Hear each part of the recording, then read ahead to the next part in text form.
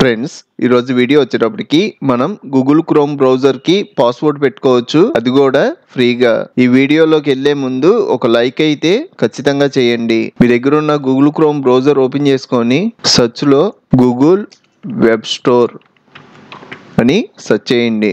ఇలా సెర్చ్ చేయడం chrome web store వచ్చింది. దీంట్లోకి వెళ్ళండి. పైన మనకి ఎక్స్టెన్షన్స్ అని ఉంది కదా, దీని మీద క్లిక్ చేయండి. సెర్చ్ లో క్రోమ్ లాక్ అని సెర్చ్ చేయండి. ఇక్కడ మనకి చాలా యాప్స్ వస్తాయి. ఇందులో నేను set password for your browser Chrome lock అని ఉంది కదా, ఇది యూస్ చేస్తున్నా.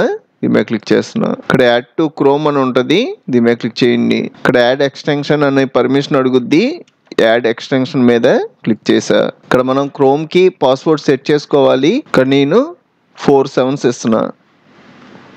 సేమ్ పాస్వర్డ్ కింద టైప్ చేయాలి. సేవ్ అంటున్నా. ఇప్పుడు మీరు బ్రౌజర్ ఓపెన్ చేస్తే మనల్ని పాస్వర్డ్ అడుగుద్ది. ఇక్కడ మనం పాస్వర్డ్ టైప్ చేస్తేనే బ్రౌజర్లోకి వెళ్తాం.